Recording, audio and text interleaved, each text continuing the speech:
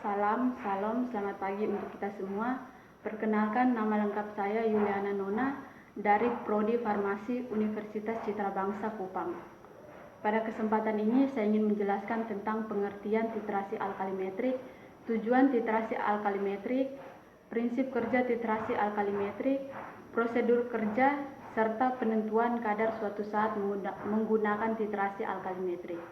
Yang pertama, saya ingin menjelaskan tentang pengertian titrasi alkalimetrik.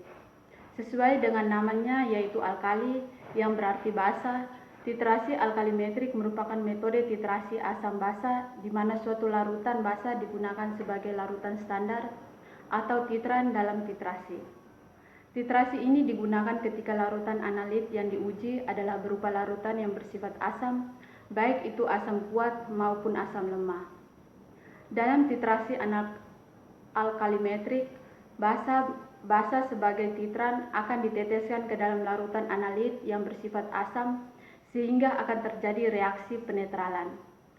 Titik ekivalen titrasi akan dicapai ketika mol basa yang bereaksi sama dengan jumlah mol asam dalam larutan analit. Selanjutnya akan dicapai titik akhir titrasi yang diketahui dengan menggunakan indikator titrasi tertentu. Yang kedua adalah tujuan titrasi alkalimetrik. Untuk mengetahui konsentrasi larutan asam atau basa yang dititrasi, larutan yang dititrasikan biasanya belum diketahui konsentrasinya. Konsentrasi larutan dapat diketahui menggunakan larutan yang sudah diketahui konsentrasinya.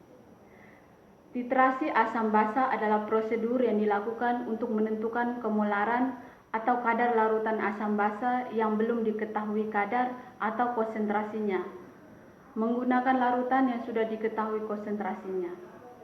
Sehingga dapat diketahui bahwa tujuan atau dari titrasi asam basa mengetahui konsentrasi larutan yang belum diketahui. Dalam percobaan kimia, besarnya konsentrasi zat yang digunakan sangat berpengaruh terhadap produk yang dihasilkan, sehingga sebelum melakukan percobaan praktikum perlu mengetahui konsentrasi larutan yang digunakan. Konsep yang digunakan dalam titrasi asam basa adalah konsep netralisasi. Netralisasi itu sendiri adalah reaksi yang terjadi antara asam dan basa membentuk garam dan air. Yang ketiga adalah prinsip kerja titrasi alkalimetrik. Prinsip kerja titrasi alkalimetrik adalah prinsip titrasi asam basa, yaitu terjadinya reaksi penetralan antara asam dengan basa atau sebaliknya. Menghitung kadar asam dan bilangan asam dari volume basa yang digunakan pada titrasi asam sampai terjadi perubahan warna larutan atau titik akhir titrasi, di mana ion H dari asam akan bereaksi dengan ion OH dari basa yang akan membentuk molekul air yang netral atau pH-nya sama dengan 7. Terjadi reaksi penetralan antara zat pentiter atau titram dan zat yang dititrasi atau titrat.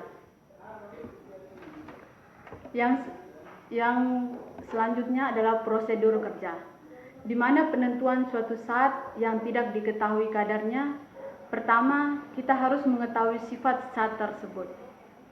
Apabila asam atau basa dapat diketahui dengan mengukur pH-nya. Ketika zat tersebut telah diketahui, maka kita dapat menentukan larutan apa yang digunakan untuk menetralisasi zat tersebut, apakah basa atau asam. Dalam titrasi, zat yang diuji atau sampel yang ditambah larutan yang telah diketahui kadarnya secara perlahan sehingga terjadi reaksi penetralan. Ketika pH dalam larutan campuran tersebut netral, menandakan bahwa semua zat sampel telah bereaksi dengan larutan yang kita gunakan untuk menetralisasi. Cara mengetahui pH larutan yaitu dengan menggunakan pH meter. Namun dalam titrasi, cara paling umum adalah menggunakan indikator. Yang terakhir adalah penentuan kadar suatu zat menggunakan titrasi alkalimetrik. Di sini saya akan menjelaskan alat dan bahan, prosedur kerja, hasil dan pembahasannya. Alat yang pertama adalah alat labu ukur 100 ml labu ukur 500 ml, Erlenmeyer 250 ml, batang pengaduk, kaca arloji, neraca, botol timbang, pipet gondok, pipet tetes, buret, statis dan klem, serta corong.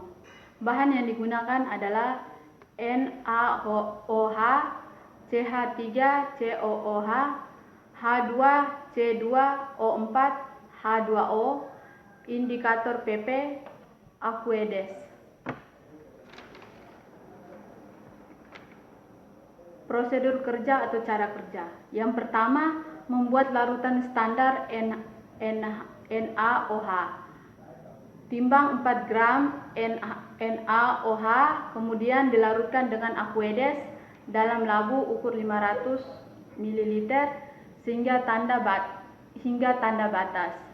Tutup labu ukur dan homogenkan. Yang kedua, standarisasi larutan NaOH dengan H2C2O4 H2O. Timbang 2,5 gram H2C2O4 H2O, kemudian dilarutkan dengan Aquedes dalam labu ukur 500 ml hingga tanda batas. Pipet 10 ml hingga tanda batas. Tambahkan 3 tetes indikator PP titrasi dengan NaOH hingga berubah warna. Lakukan sebanyak 3 kali. Yang ketiga, penetapan kadar CH3COOH. Yang pertama, masukkan 0,6 ml CH3COOH ke dalam labu ukur 100 ml, kemudian encerkan dengan Aquedes hingga tanda batas. Pipet 10 ml CH3COOH ke dalam Erlenmeyer.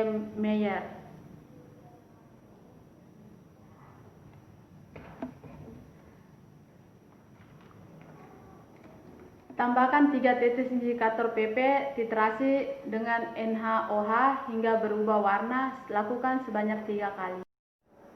Pada percobaan alkalimetrik ini digunakan larutan NaOH sebagai larutan standar. Namun karena NaOH merupakan larutan standar sekunder, maka perlu distandarisasikan. Asam oskalat H2C2O4 H2O nilainya adalah 0,02 N sebagai larutan standar primer.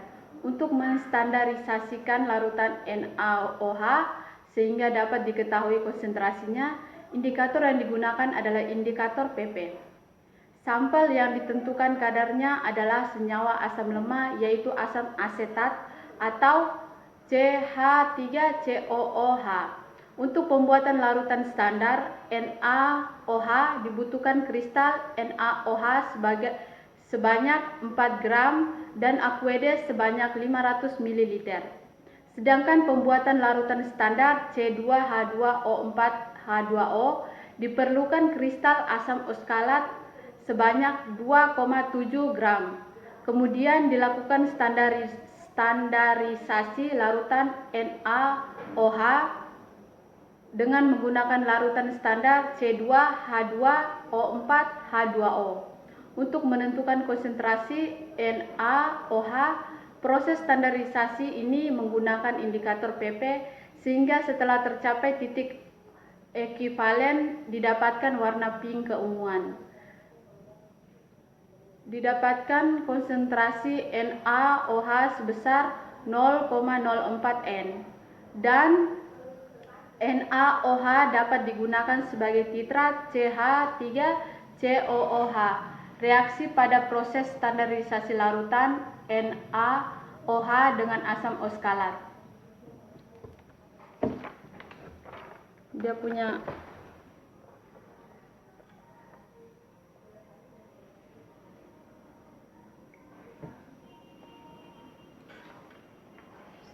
reaksinya adalah H2C2O4 H2O tambah 2N NaOH menghasilkan Na2C2O4 tambah 3H2O.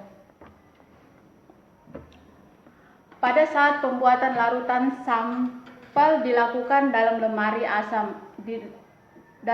asam. Hal ini bertujuan agar CH3COO tidak berkontaminasi dengan udara atau bahan-bahan lainnya. Pada saat pengambilan asam asetat dilakukan dengan menggunakan pipet sebanyak 10 ml. Pada saat memasukkan asam asetat ke dalam labu ukur, sebaiknya gelas ukur dicuci dengan Aquedes agar kandungan asam asetat yang masih menempel ikut serta masuk ke dalam labu ukur. Kemudian hasil bilasannya dimasukkan ke dalam labu ukur, kemudian dilakukan proses titrasi dengan menggunakan indikator PP sebanyak 3 tetes dan NaOH sebagai titrat setelah titik ekivalen tercapai didapat warna larutan menjadi pinggungan. Untuk perhitungan kadar asam asetat digunakan rumus sebagai berikut.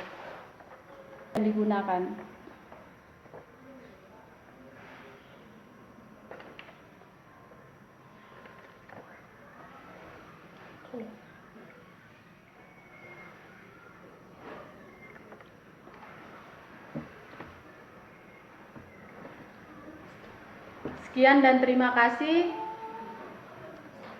Saya Yuliana Nona dari Prodi Farmasi kelas C telah menyelesaikan tugas dari Ibu